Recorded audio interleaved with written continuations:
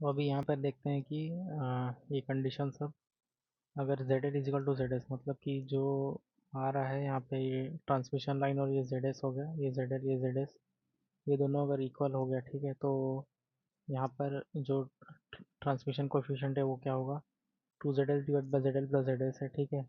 तो ये दोनों इक्वल हो गया तो टी वी जो होगा वो वन हो जाएगा, ठीक है। आर वी जो होगा हमको पता है कि T V is equal to उसको क्या बोलते हैं, तो T V is equal to one plus R V होता है, ठीक है। तो टी वी ही अगर वन है तो आर वी क्या हो जाएगा, ज़ीरो हो जाएगा। तो ज़ीरो वहाँ पे लिखा हुआ है। उसके बाद में R V is equal to minus आ रहा है, तो ये तो ज़ीरो ही हो गया आ रहा है। अभी टी आई जो रहेगा, T I is equal to one plus आ रहा है, तो टी आई क्या होगा, करंट का जो रिफ्लेक्शन का हो गया वो वन हो गया, ठीक है। तो ऐसे इसमें पावर फैक्टर क्या होगा, यूनिटी होगा। उसके बाद फिर अगर Z L is equal to zero हो जाएगा, मतलब कि मतलब कि लोड इम्पीडेंस अगर ज़ीरो हो जाएगा, ठीक है, तो यहाँ पे क्या करेंगे कि जो टीवी का वैल्यू होगा वो यहाँ पे ज़ीरो हो जाएगा। उसके बाद फिर आर वी का वैल्यू निकलेगा, T V is equal to one plus R V है तो आर वी माइनस वन निकलेगा। फिर R V is equal to minus आ रहा है, तो आर आई का वैल्यू वन हो जाएगा, ठीक है। फिर T I is equal to one plus आ रहा है, ये क्या हो जाएगा, टू हो जाएगा। तो अगर फिर Z L is equal to zero है तो क्या होगा कि ये हाईली लैगिंग नेटवर्क होगा। उसके बाद अगर लोड का जो इम्पीडेंस है वो इन्फानाइट रहेगा या फिर ओपन सर्किट रहेगा, तो इस केस में क्या होगा कि पावर सिस्टम का जो है वो हाईली क्या होगा, ये लीडिंग नेटवर्क होगा। तो ओपन सर्किट में क्या होगा कि यहाँ पे टीवी निकालेंगे, ठीक है। तो यहाँ पे हम लोग ये जेड में इन्फानाइट हम लोग डायरेक्ट नहीं डाल सकते, ठीक है। क्या करेंगे कि इसको ऐसे रीअरेंज करेंगे, two Z L divide by Z L one plus Z S divide by Z L cut जाएगा। अब यहाँ पे इन्फिनिटी आएगा तो ये ज़ीरो हो जाएगा। टीवी का वैल्यू हमारा टू हो जाएगा, ठीक है। तो टीवी टू हो गया तो TV is equal to one plus R V होगा। तो हाँ, टू माइनस वन हो जाएगा यहाँ पे, इसको क्या बोलते हैं, आर वी का वैल्यू। उसके बाद फिर आर आई का वैल्यू माइनस वन, और T I is equal to one plus R I, ठीक है। T I is equal to one plus आ रहा है तो लेकिन आर आई जो है वो उसका वैल्यू माइनस वन है, तो ये ज़ीरो हो जाएगा। तो यहाँ पे T I is equal to zero है क्योंकि जो करंट यहाँ पे जा रहा है, रिफ्रैक्ट हो रहा है, वो तो ज़ीरो है, ठीक है। तो T I is equal to जो करंट जा रहा है डिवाइडेड बाई करंट जो यहाँ पे हम लोग दे रहे हैं, so T I is equal to zero at no load. तो ये क्या होता है, ये लीडिंग नेटवर्क होता है। यहाँ पे क्वेश्चन दिया हुआ है, सर्ज ऑफ 20 kV आ रहा है केबल पे, ठीक है। केबल का ये क्या है, Z S 50 and travel through transmission line 500 ओम का। तो हमको रिफ्रैक्टेड और रिफ्लेक्टेड हमको वोल्टेज पता करना है। तो ये जो रहेगा वी डबल डैश का value V double dash by V रहेगा, ठीक है।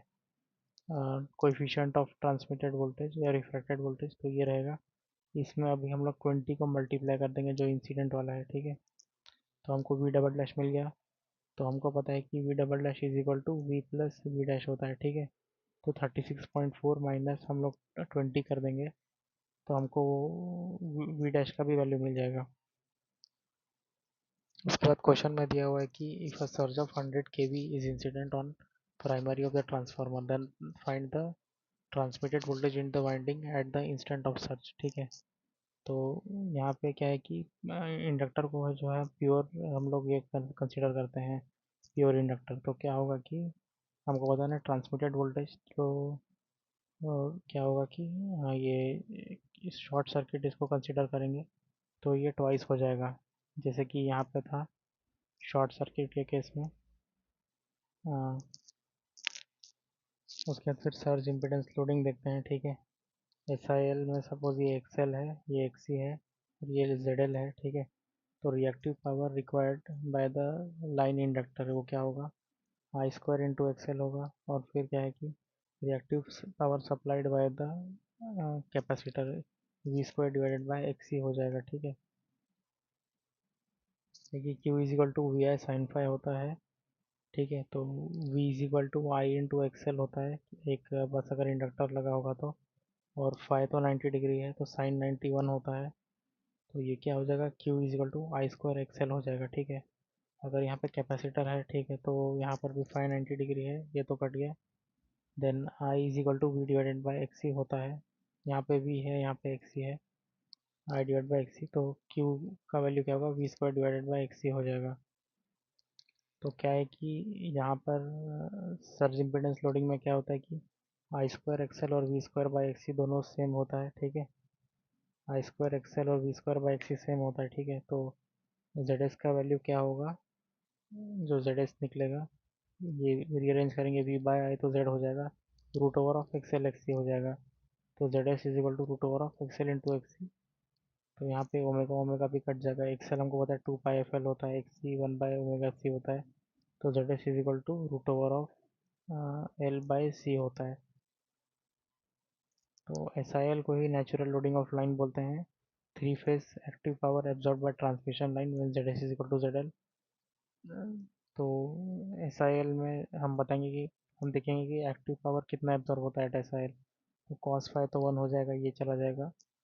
अभी क्या होगा कि थ्री फेज वी आई है, I is equal to voltage divided by यहाँ पे Z S, root three Z S, तो क्या आएगा, V square divided by Z S हो जाएगा। क्योंकि यहाँ पे क्या है कि वी एल अगर हम निकालेंगे, ठीक है, तो वी एल क्या होगा, सॉरी आई एल निकालेंगे तो V L divided by root three V Z S. यहाँ पे वापस अभी सबको समराइज करते हैं, S I L is equal to V square divide by Z S, ठीक है, इसमें सबसे मैक्सिमम पावर जाता है। Z S is equal to surge surge impedance, इसका क्या होता है कि एल बाई सी होता है, एक्स एल एक्स सी। उसके बाद फिर T V is equal to 1 + R V, T I is equal to 1 + R I is equal to minus R V. ये transmitted coefficient of voltage, transmitted coefficient of current, ये reflection coefficient, ये reflection coefficient of voltage. T V is equal to 2 ZL divided by Z L plus Z S, R V is equal to Z L minus Z S divided by Z L plus Z S. उसके बाद फिर R आई में क्या हो जाएगा कि Z S पहले आ जाएगा, ठीक है, Z S minus Z L divided by Z L plus Z S. और टी आई मतलब transmission coefficient of current, 2 into Z S source का impedance divided by Z L plus Z S. उसके बाद अभी ये कोरोना देखते हैं हम लोग। जो एयर का ब्रेकडाउन स्ट्रेंथ होता है वो कितना है, 21.1 केवी पर सेंटीमीटर आर एम एस, या 30 केवी पर सेंटीमीटर पीक, ठीक है। Self electrical discharge of air around the conductor is called corona. Corona का एडवांटेज क्या होता है कि ये जो सर्ज आ रहा होता है इसका मैग्नीट्यूड वो कम कर देता है। अभी देखते हैं क्रिटिकल डिसरप्टिव वोल्टेज, ठीक है। ये क्रिटिकल डिसरप्टिव वोल्टेज क्या होता है, फेज वोल्टेज होता है, मतलब कि एक आर और ये न्यूट्रल के बीच का होता है, ठीक है। At which corona just initiate and a hissing noise can be heard but the glow will not appear। तो क्रिटिकल डिसरप्टिव वोल्टेज में क्या होता है कि ग्लो जो है वो नहीं आता है, ठीक है। तो वीसी अगर बढ़ता है, ठीक है, तो कोरोना लॉस कम हो जाता है, क्योंकि P L is inversely proportional to V square. जो कोरोना लॉस का फॉर्मूला होता है वो एक्चुअली ये है, ठीक है, ये वाला है। तो यहाँ पर क्या है कि V P H minus V C है, वी पी एच क्या है इसका, ऑपरेटिंग वोल्ट, और वी सी क्या है इसका, V C D critical disruptive voltage, ठीक है। तो क्योंकि इसका डिफरेंस जो है वो मतलब ज़्यादा होगा, तो इसीलिए फिर कोरोना लॉस कम हो जाएगा। तो यहाँ पे अगर ये वी सी डी अगर ज़्यादा रह गया, ठीक है, तो सपोज़ वी पी एच कितना है, 120 है, और वी सी डी कितना हो गया, 100 हो गया, ठीक है, तो लॉस कम ही हो गया ना, फिर स्क्वायर हो रहा है क्योंकि। तो जो क्रिटिकल डिसरप्टिव वोल्टेज होता है उसका फॉर्मूला ये है, G M R delta L N D by R. यहाँ पे क्या है, जी क्या है, डाइलेक्ट्रिक स्ट्रेंथ ऑफ एयर है, ठीक है, एम क्या है, सरफेस फैक्टर है, एम का वैल्यू 1 होता है फॉर होलो और स्मूथ कंडक्टर, 0.932 होता है फॉर सॉलिड, 0.842 0.92 होता है for A S C R. वहाँ पे आर क्या था, रेडियस था, डेल्टा क्या था, एयर डेंसिटी फैक्टर, और डी क्या था, डिस्टेंस बिटवीन द कंडक्टर।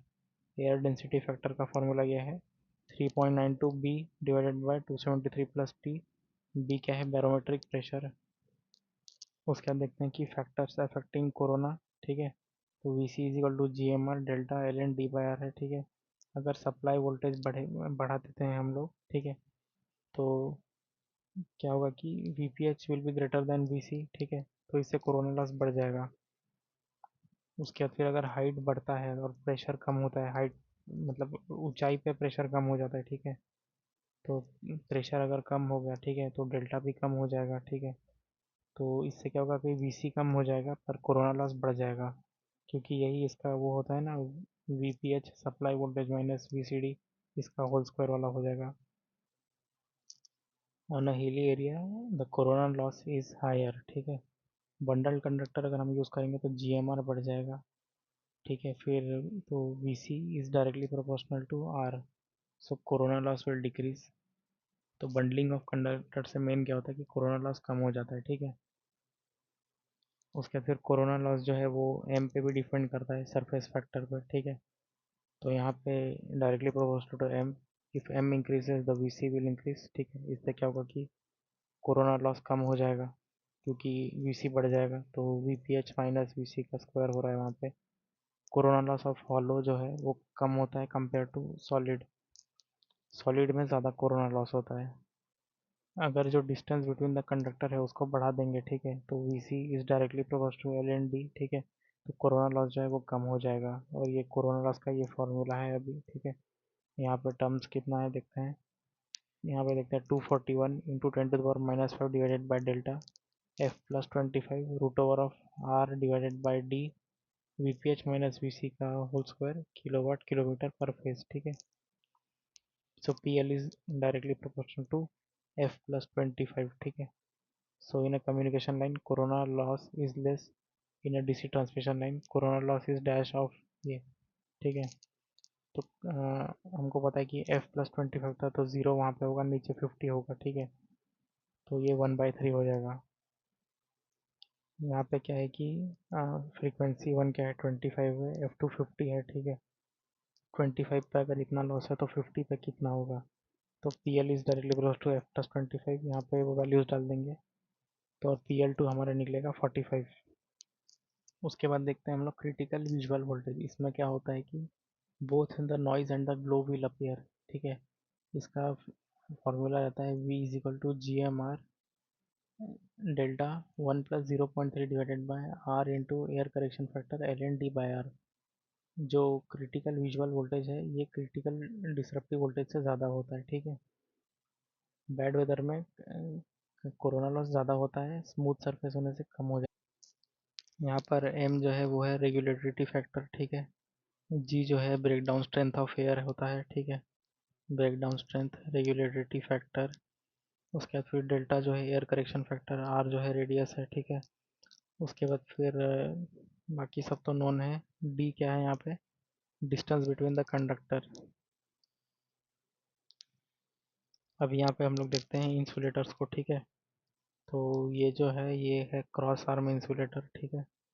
पहले देखते हैं कि टाइप्स ऑफ इंसुलेटर में पिन इंसुलेटर। पिन इंसुलेटर कैसा होता है, ऐसे ये लगा हुआ रहता है, इस पे कंडक्टर जाता है, इसको ग्रूव बोलते हैं।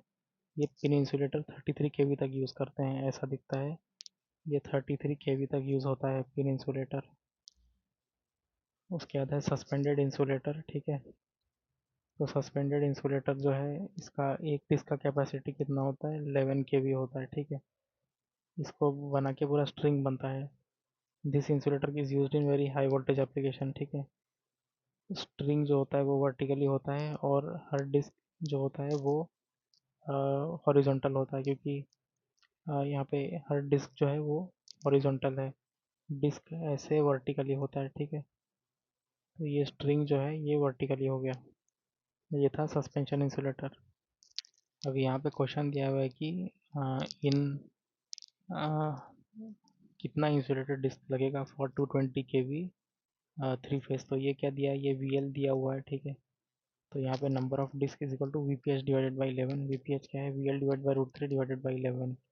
तो V L divided by 11 into √3, ठीक है। तो डिस्क कितना होगा, 220 डिवाइडेड बाई √3 इंटू 11, ठीक है। तो 220 यहाँ पे ये 20 से कट दिया, 20 डिवाइडेड बाई √3, तो ये इतना निकल गया क्या, approximately 12 + 1 extra disc 13।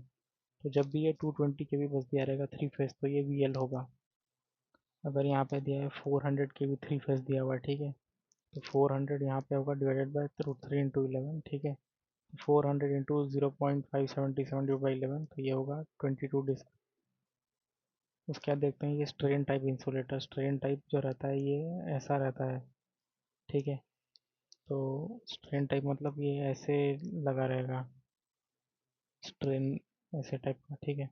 Insulator is connected in horizontal configuration, तो ये स्ट्रेन मतलब हॉरिजॉन्टल, टी को एच समझ लीजिए, स्ट्रेन ऐसे करके। It is used at sharp turn road and river crossing और dead end of the line. उसके बाद फिर ये आता है शैकल टाइप इंसुलेटर। ये इसे मतलब टर्न लगाने के लिए इसको बोल सकते हैं, यूज़ करते हैं। डेड एंड या शार्प टर्न या फिर रोड क्रॉसिंग, ये डिस्ट्रीब्यूशन सिस्टम में यूज़ होता है ये शैकल टाइप, ठीक है। मतलब जो घर के लिए जो जाता है। उसके बाद फिर देखते हैं ये पोस्ट इंसुलेटर। पोस्ट इंसुलेटर कहाँ यूज़ होता है? सब स्टेशन में यूज़ होता है। 33 के भी सब स्टेशन में जो ऐसे लगा हुआ रहता है ये पोस्ट। उसके बाद ये जो सस्पेंशन टाइप इंसुलेटर है, ठीक है, इसमें ये ऐसे क्रॉस आर्म रहता है, ठीक है। तो इसका जो एफिशिएंसी होता है वो क्या होता है, ईच डिस्क का समेशन V1 V2 और V3 का डिवाइडेड बाय 3 इंटू V3, जो सबसे पास में लगा हुआ है कंडक्टर का, ये कंडक्टर है ना, तो कंडक्टर का सबसे पास में जो लगा है उसका इंटू 3। तो जो डेफिनेशन है स्ट्रिंग एफिशिएंसी का, वो डिफाइंड है कि ratio of voltage total string voltage, ठीक है, मतलब सबका summation to number of disc into voltage rating of the disc nearest to the conductor.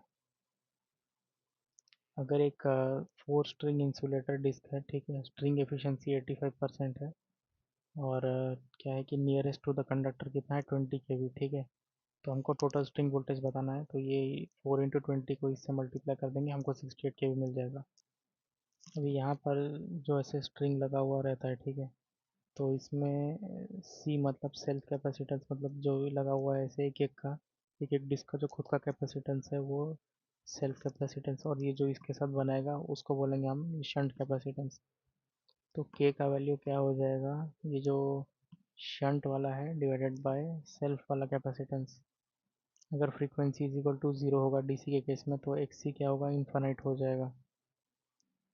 तो अभी जो नोड वन है, ठीक है, नोड वन यहाँ पर जो है, मतलब कि ये वाला नोड, ठीक है, तो यहाँ पे हम लोग देख रहे हैं कि I2 जो जा रहा है वो छोटा I1 और ये बड़ा I1 में स्प्लिट हो रहा है, ठीक है, तो वो यहाँ लिखेंगे। फिर कैपेसिटेंस में हमको पता है कि V is equal to I R जैसा रहता है, तो यहाँ पे 1/XC हो जाता है, ठीक है।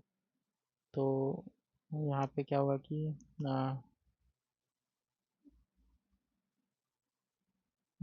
एक्स सी क्या होता है, हमको पता है कि J⍵C ही हो जाता है, ठीक है। तो J⍵C इंटू वी टू क्योंकि वो मतलब नीचे वाली डिस्क से आ रहा है, I2 यहाँ से आ रहा है ना, तो